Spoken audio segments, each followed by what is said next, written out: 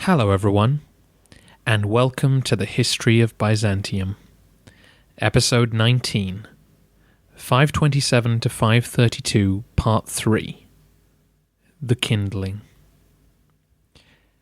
In the last 2.5 episodes, we've been out on the frontiers, as the new Emperor Justinian tried to extricate himself from a costly war with Persia. This week, we return to domestic matters and explore what Justinian achieved during his first 5 years in power. Of course, as we know, the year 527 wasn't exactly Justinian's first year in power. Although he only became Caesar and then Augustus in the year that his uncle died, he had clearly wielded considerable influence during Justin's 9-year reign. It was the kind of imperial apprenticeship which very few men enjoyed. During this time, Justinian took a keen interest in the architecture of the capital. We have evidence of 6 churches which were restored or refurbished during that time, several of them originally founded by Constantine to honour local martyrs. Only days after his coronation, Justinian began the construction of a church of his own, which still stands today. The small church of St. Sergius and Bacchus honours 2 more martyrs. They were Roman centurions, who were dear to the new emperor's heart. These building projects give us an insight into the 3 guiding principles which motivated Justinian's first 5 years on the throne. As we saw in episode 15, the new emperor was a deeply committed Christian, who saw it as his duty to not only defend the faith, but to regulate and unify it. He took his inheritance of the Roman Empire equally seriously, and wanted to restore its former glory. With those beliefs in mind, the refurbishment of ancient churches can be seen as an act of both piety and duty. What better way to signal the Roman Empire's strength and glory than by restoring its great churches? Of course, building is something that emperors had always been keen on, because it was a tangible achievement which would remind those who saw it of who was in charge, while surviving on to educate future generations. Justinian's constant building projects must also be seen in this context. Anastasius may have had no imperial pedigree to speak of, but he was chosen by the empress. Justin had been chosen essentially by the palace guards, and Justinian was therefore merely the nephew of a usurper in the eyes of some.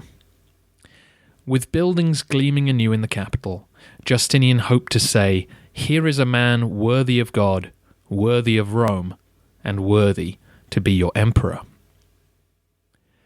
Over the next few years, Justinian would commission a slew of new building projects. Some we already saw out on the frontiers. While back in the capital, he helped complete new baths, orphanages, hospitals, and several new public amenities for the suburb of Sikai, just across the Golden Horn. The population of the empire had been growing for a while now, and Justinian aimed to turn Sikai into an independent city, which he could then rename Justinianopolis. The plans wouldn't come to fruition in the end, but the emperor's desire for legitimacy and immortality would lead him to name at least 24 new settlements after himself during his time on the throne. The other interesting note about the expansion of Sikai is that the last imperially sponsored theatre was built there during this period. The ever-Christianizing population would soon have no interest in the plays of antiquity. Next, Justinian turned his attention to the law. As you may recall from the history of Rome, under Theodosius II, all the laws issued since the time of Constantine had been gathered together and published in 438. With the empire coming under attack from without and within, the law code had been an attempt to bring order to the chaos. Roman law was recognized by barbarians and Byzantines alike as representing something special, something that could legitimize rulers and regulate a kingdom. Since Theodosius's code had been issued, both the Visigothic and Burgundian courts had ordered their own compilations of Roman law to help bind their power to their new subjects. Legitimacy was something Justinian needed, and in early 528 he announced to the Senate his intention of compiling a new law code. Of course, expediency wasn't the emperor's only motivation. The Theodosian Code had been desperately needed. Century after century of imperial decree and legal decision had accumulated, making lawsuits ever more complicated and expensive. The Theodosian Code simply gathered all these rulings together into one place. No attempt had been made to remove obsolete laws or question laws which contradicted one another. And of course, 90 years had now passed since the code had been published, and so a collection of new laws and edicts had been issued in the meantime. Justinian appointed a commission of 10 expert jurists to create a new code. Their instructions were to collect together and revise every imperial constitution they could find, from the time of Hadrian up to the present. Law codes issued by Diocletian, as well as Theodosius, were included, along with all the edicts of all the Western and Eastern emperors. The commission arranged the new law code according to subject matter, and then into chronological order. Not only were contradictory or obsolete laws removed, but words were altered, omitted, or added for the sake of clarity. The commission worked feverishly for just over 13 months, a terrific speed, so that on the 8th of April, 529, the emperor could announce the publication of the first comprehensive legal code in the empire's history, the Code of Justinian. The emperor was clear that every text included in the code would obtain the force of a general constitution. Justinian was clearly delighted with the code and the prestige it would lend his name. He announced that those things which seemed to many former emperors to require correction, but which none of them ventured to carry into effect, we have decided to accomplish at the present time with the assistance of Almighty God. The official aim of the code was to diminish the length and complexity of lawsuits for the public benefit, and official copies of the code were sent out to all the provinces. An important addition to the existing laws were the canons of the 4 great ecumenical councils, which Justinian now declared would have the same validity as imperial laws. In this area of religious behavior, Justinian now began to actively legislate himself. The first 2 years of his reign saw sweeping measures taken against anyone rejecting Orthodox Christian belief. Lapsed Christians were to be put to death. Those making sacrifices were to be put to death. The unbaptized were to be baptized, or they would lose their civil rights. Pagans were barred from imperial service. Along with their CV, new applicants would need 3 witnesses to vouch for their religious practice. Justinian also targeted heretics. In the confusing world of early Christianity, heresy was a term thrown around regularly as various sects began to differentiate themselves.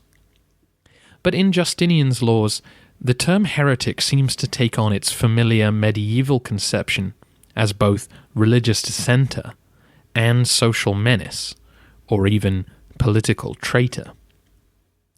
The heretics who were being targeted included homosexuals, pagans, Samaritans, and Manichaeans. Jews were included as heretics too, but didn't lose their civil rights, although Justinian did dictate which translations of their own scriptures they should be allowed to read aloud. Local enforcement of these laws undoubtedly varied, as they always had done under Roman rule. However, in 529, Justinian seems to have demanded a clampdown and strict enforcement of his new laws. A sort of inquisition began in Constantinople to set an example. Some prominent pederasts were castrated, a few practicing pagans were executed, and others were dismissed from public posts. This reached right up to senior ministers, including the quaestor Proclus. Pagans were also banned from teaching, and to underline this point, Justinian shut down the famous academy in Athens, confiscating its endowment. The Samaritans of Palestine were also harassed and had their temples destroyed, which led to a major uprising, which had to be bloodily suppressed with the help of the Ghassanids. Procopius, being from the region, was particularly upset at this and records that valuable farms were still lying abandoned 2 years later. Estimates suggest that around 100,000 people had either been killed, enslaved, or had fled the area. Christian persecution of minorities had been going on since the time of Constantine, and earlier emperors had certainly tightened up rules which encouraged the promotion of the faith. However, Justinian took the desire for religious unity more seriously than his predecessors had done. He was determined to close all the roads which lead to error, and to place religion on the firm foundations of a single faith. By removing the right of pagans to teach, and indeed equating pagan with heretic, Justinian was closing the door on independent, secular learning. Future generations would only learn about the classical past from a Christian perspective. The year of 529 seems to have been a particularly paranoid one for the new regime. Historian James Evans describes it as a kind of McCarthyist witch hunt, as the emperor looked to remove those surrounding him who had lingering pagan habits. However, despite these upheavals, Justinian did not spend every year of his reign involved in bloody purges. For a start, the Monophysites were conspicuously spared from being labelled as heretics, and it seems clear from the dubious moral conduct of some of Justinian's closest advisers that as long as citizens professed orthodox belief in public, their private affairs could continue unscrutinized. One bishop in Palestine wrote to the local governor despairing of how to cope with the sheer number of people seeking baptism around Easter time in 529. Many officials and even teachers seem to have continued their lives much as they had done before, while giving nominal support to Christianity. 7 of the philosophers who had worked at the Athens Academy emigrated to Persia after Khusro seized on the chance for a public relations coup. Keen to emphasize his own greatness and tolerance, the King of Kings welcomed them with open arms, but they didn't stay long. Homesick and perhaps finding that Zoroastrian feathers were as easily ruffled as Christian ones, the philosophers returned to the empire when the Eternal Peace was signed in 532.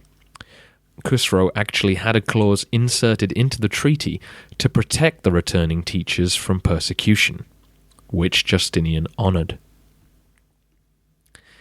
As I said before, local enforcement of these measures remained lax. The Athens philosophers continued to write, and we still have records of pagans teaching in Alexandria as late as the early 600s. However, Justinian was certainly intensifying a trend toward homogeneity in religious practice, and the only way to advance your career was to follow suit. In his secret history, Procopius provides us with the opinion of the educated agnostic elite, when he says of Justinian, "Anxious to unite all men in the same opinion about Christ, he destroyed dissidents indiscriminately, and that under the pretext of piety, for he did not think that the slaying of men was murder unless they happened to share his own religious opinions." In a sentence that sounds startlingly modern, Procopius adds the following: "I consider it a sort of insane folly to investigate the nature of God. Man cannot accurately apprehend the constitution of man, how much less that of the deity? That attitude, though, was becoming rarer. Justinian was a man of great intelligence, and for him, and the vast majority of the Byzantines, debating the nature of God was the intellectual topic of the day. Justinian's Christian concern for his subjects did extend to areas that we would thoroughly approve of. Rapists were punished more severely, and laws were enacted to try and stop the trafficking of women into prostitution. Here, Theodora's influence can be felt, as the city's pimps and procurers were forced out, and a convent built where those fleeing the empress's former profession could take refuge. Justinian also began to prepare the ground for a reconciliation with the Monophysites. He began to lift some of the restrictions on the clergy in the East, and allowed Theodora to begin a dialogue with some of the leading men. Her Monophysite beliefs were well known, and it seems that the imperial couple used their unusual alliance to try and secure religious unity. Justinian could still present himself to the Pope and those in the West as the defender of orthodoxy, while Theodora could reassure the Monophysite communities that they had a friend at court. Those who saw through these maneuvers were scornful, though. In 531, the zealously orthodox Saint Sabas led a group of monks to the capital and refused the empress's request for prayers that she might conceive a son. Saint Sabas reasoned that given her Monophysite leanings, the child would turn out to be a monster. As he had done with his military commands, Justinian appointed new men to serve in the most important administrative posts in the capital. As with Belisarius and Citas, Justinian favoured those he saw first-hand, and who would owe their loyalty to him. Being of humble origin, Justinian also favoured men of ability, regardless of their background. The commission which had produced the law code was chaired by a man known as John the Cappadocian. A native of Caesarea in Cappadocia, he began working in the palace as a clerk in the office of the Master of Soldiers, and came to Justinian's attention during the time when he held that office. He was not highly educated, but like Justinian had a strong work ethic, lots of energy, and always found a solution to a problem. By the time he became chairman of the Law Commission, Procopius, who did not like him, conceded that he was a man of the greatest daring and the cleverest man of his day. Justinian made John Praetorian Prefect of the East in 531, and he was tasked with getting a hold of the finances of the state. Despite the large pile of gold left to Justin by Anastasius, the expenses were racking up. The war with Persia was dragging on, demanding fresh payments to allies like the Ghassanids, while new building projects are always expensive, and these included the restoration of Antioch after the devastating earthquake of 526. John set about his task with ruthless efficiency. He instituted stringent economies in the provisioning of the army, launched a determined campaign against corruption, and introduced new taxes. We have records of 26 of them which hit the rich proportionally more than the poor. Noble families who had enjoyed their loopholes suddenly found them tightened, and men caught bribing tax collectors were harshly fined. Imperial officials who were caught embezzling were dismissed, while a certain amount of downsizing added to the newly unemployed. The benefits of the traditional elite were being curtailed as power was centralized, and many of the discontented headed for the capital, where John became a monster in the popular imagination. Not all the stories about him were lies, though. He was clearly a bully and was regularly accused of harassing or even torturing those he suspected were hiding wealth from the state. He became very wealthy through personal corruption, although according to Procopius, he would not alter state policy for any amount. His popularity was not helped, though, by his well-earned reputation for debauchery and gluttony. The abstentious and milder Justinian clearly tolerated all of John's less savoury behaviour because of his invaluable skills as an administrator. John's outspoken independence and lack of conservative establishment views doubtless endeared him to an emperor whose rapid reforms were looking distinctly radical to many. Another man who served on the law commission was the jurist Tribonian. We believe that he was from Pamphylia in Anatolia, and he was certainly educated at one of the great law schools. He was a first-class lawyer and caught the eye of Justinian for his outstanding abilities. After serving on the law commission, he was made quaestor, the emperor's senior legal minister who would draft imperial legislation. To understand the importance of this position, you need to consider that the quaestor would have to spend a lot of time with the emperor so that he could interpret and express the sovereign's ideas in law. Tribonian was John the Cappadocian's opposite in two important ways. First was that he was charming, erudite, and learned, so unlike John, wasn't going to embarrass anyone at dinner. Less admirably, though, Tribonian was corrupt to an extent that made a mockery of his office. Again, the stories may be exaggerated, but Tribonian was said to have accepted bribes to alter the law, and became stinking rich as a result. Between 530 and 531, the law on inheritance was said to have changed roughly every 2 weeks. This was an outrage amongst the senatorial families, who were, presumably, having to outbid one another.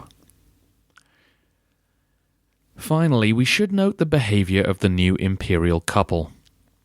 Conscious of their lowly births and the need to be seen as legitimate rulers, Justinian and Theodora enforced court etiquette strictly.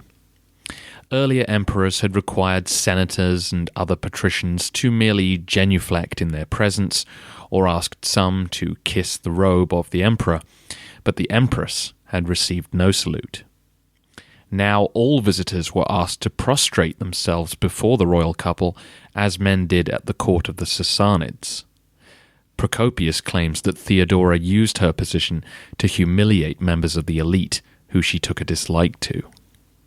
Around the palace, officials began to refer to the emperor and empress as my lord and my lady, in the deferential manner familiar to us from the courts of kings. By Christmas of 531, Justinian had achieved a huge amount. From Pannonia to Persia and the Crimea to Ethiopia, Christian kings were in alliance with the empire. The Persians had been beaten back and then bought off. New churches and other buildings rose across the continent. New laws governed the courtrooms, and heretics and pagans had been further squeezed. The administration had been streamlined and organized, and all of this was just the beginning. Justinian had much grander plans in mind. The agitation in Africa and Italy between the Arian rulers of former Roman people had not escaped the emperor's attention.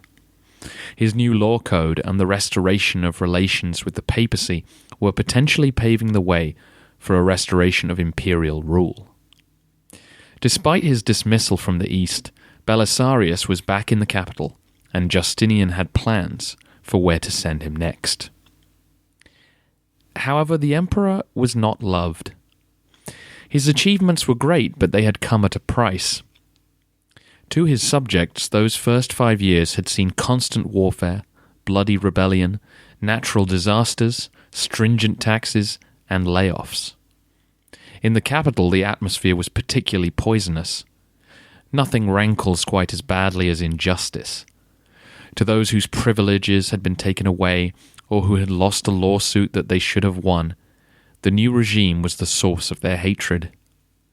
To the aristocracy of Constantinople, which, remember, contained the descendants of Anastasius and Theodosius, the low-born imperial couple were a particular disgrace. With all that kindling being amassed, all it would take was a well-thrown match to set it alight. It's a good thing, of course, that Justinian was on such good terms with the Demes. I mean, when you think about how the crowds of unruly young men hanging around the streets of Constantinople had nearly overthrown Zeno, or torn down Anastasius' statues, or nearly forced him to abdicate, well, what's that you say? Justinian isn't popular with the Demes? You mean the Green faction still hate him for the years he spent looking the other way while the Blues terrorized them? And the Blues now hate him for the last few years where he began to remove their privileges and punish them equally with the Greens? Oh dear. We'll leave Constantinople on New Year's Day 532, and in 2 weeks' time everything, and I mean everything, goes up in flames. Thank you so much for listening, and for your feedback and support on iTunes, at Facebook, and at thehistoryofbyzantium.wordpress.com.